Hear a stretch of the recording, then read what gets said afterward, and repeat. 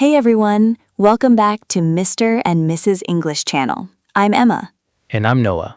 Today we've got a topic that I think almost every English learner can relate to. Oh, definitely. It's called Stop Freezing. Speak English naturally in daily situations. That word freezing is so real. You know the moment I mean, right? Someone says something in English and your brain just stops. Yes, it's like your mind goes completely blank.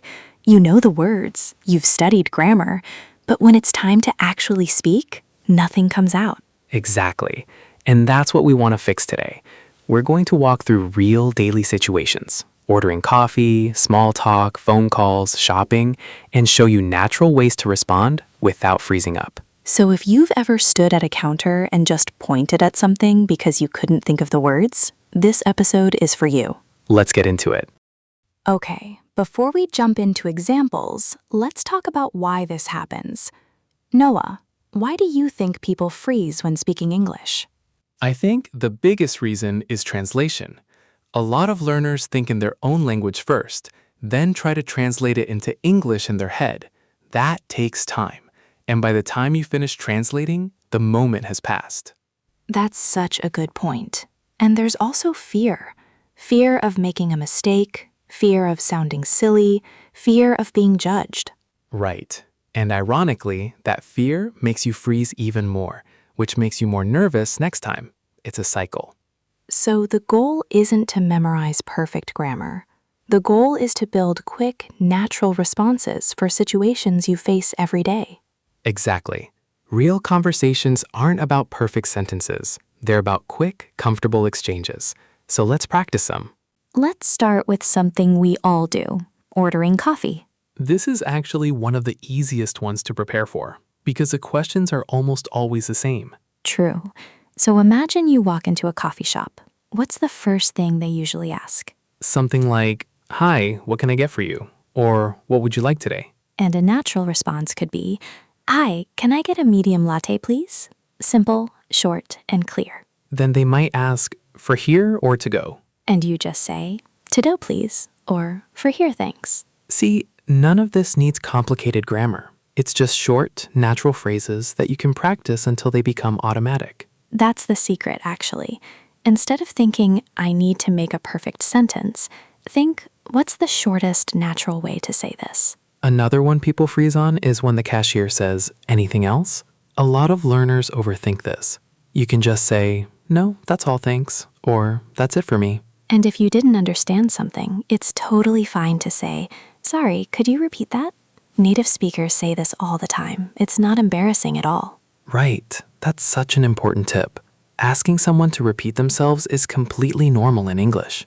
Even native speakers do it constantly. Next up, small talk. This is where a lot of learners freeze the most, I think. Oh, 100%. Small talk feels random because there's no clear, correct answer. It's just casual conversation. Right. So let's say someone asks, "How's it going?" What's a natural response? You don't need to give a detailed answer. Just, "Good, thanks. How about you?" Or, "Not bad, just a bit busy today." And that's the key. Small talk questions are usually not really asking for information. They're just a way of being polite and starting a conversation. Exactly. Another common one is about the weather. Someone might say, "Nice day, isn't it?" And you can just agree and add a small comment. "Yeah, finally some sunshine." Or, "I know, perfect weather for a walk." See, you don't need a long, thoughtful answer. Small talk is short, light, and back and forth. I think one mistake learners make is trying to give a complete answer, like they're writing an essay. But real conversation is more like tossing a ball back and forth. Short response, quick follow-up question, and keep it moving. That's a great way to put it. Toss the ball back. Don't try to hold on to it too long by over-explaining. Another common small talk moment is at work. Someone asks, "How was your weekend?" And a natural answer might be, "Pretty relaxing, actually. I just stayed home and watched some movies. How about yours?" See, that's short, honest, and it passes the conversation back. That's basically the formula for small talk. Okay, let's talk about something a lot of people find scary. Phone calls in English. Phone calls are intense. There's no face, no body language, just voice. It's harder to guess what someone means. Exactly. And there's pressure to respond quickly because there's no visual pause. So let's break down a simple phone call. Say you're calling to book an appointment. The person might say, "Hello, thank you for calling ABC Clinic. How can I help you?" And your response could just be, "Hi, I'd like to book an appointment, please." Nice and direct. Then they might ask, "What day works for you?" You can say, "Would Thursday afternoon work?" Or "Any time this week is fine for me." And if you don't catch something clearly, which happens a lot on phone calls, you can say, "Sorry, I didn't quite catch that. Could you say it again?"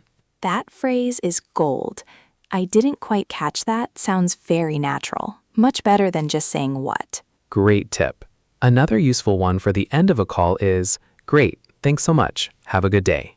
It wraps things up smoothly. I think the biggest fix for phone call anxiety is preparing a few key phrases before you call. You don't need the whole script, just the opening line and how to ask them to repeat something. Exactly. Once you get past the first 10 seconds, the nervousness usually fades and the conversation flows more naturally. Let's move to shopping.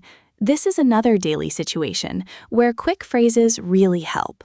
Right. Imagine you're in a clothing store and a staff member asks, "Are you looking for anything specific?" A natural answer is, "Just browsing, thanks, if you don't need help," or "Yes, I'm looking for a jacket," if you do. And if you need a different size, you can say, "Do you have this in a medium?" Or "Could I try this in a smaller size?" Also super useful, "Where can I find the fitting rooms?" And at checkout, if they ask, "Would you like a bag?" you just say, "Yes, please," or "No, I'm okay, thanks." These phrases are so short, but they cover almost every shopping situation. Once you know them, you stop freezing because you already have the words ready. That's really the pattern for this whole episode. Prepare short, go-to phrases for common situations, and your brain won't need to search for words in the moment. Now, here's something really important. What to do when you make a mistake or don't understand something. This is huge, because fear of mistakes is one of the biggest reasons people freeze in the first place. So first, if you say something wrong, it's totally fine to just correct yourself naturally. Like, "Sorry, I mean tomorrow, not today." Native speakers do this all the time too. Self-correction is normal, not embarrassing. And if you don't understand what someone said, you have a few natural options. "Sorry, could you say that again?" "I'm sorry, what was that?" Or even just, "Sorry." Also, "Could you speak a bit slower, please?" is completely acceptable and very polite. I think learners sometimes feel like asking for repetition makes them look weak in English, but actually it shows good communication skills. It's better to ask than to pretend you understood and get confused later. Totally agree. Confidence isn't about never making mistakes. It's about handling those moments smoothly and moving on. So now that we've covered coffee shops, small talk, phone calls, shopping, and mistakes, let's talk about how to actually practice this. Right, because just listening to this episode isn't enough. You need to make these phrases automatic. My suggestion is to build a small list of ready phrases for situations you face often. Maybe 5 or 6 phrases for each situation. And then practice saying them out loud, not just reading them silently. Speaking out loud trains your mouth and your brain together. Exactly. And try to say them quickly, without pausing to translate. The goal is for the phrase to come out automatically, like a reflex. Another great method is recording yourself. Say the phrase, listen back, and compare it to how a native speaker would say it.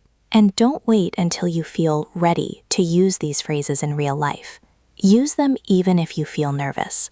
The nervousness fades with real practice, not with more studying alone.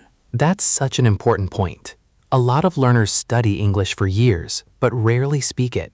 Speaking is a skill, and skills improve through action, not just knowledge. Right. You can know all the grammar rules perfectly and still freeze if you haven't practiced speaking under real pressure. So even small daily practice, like ordering coffee in English or greeting a neighbor, builds real confidence over time.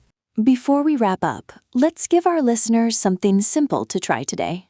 I like that. Okay, here's a small challenge. Today, try to use at least one phrase we talked about in a real situation.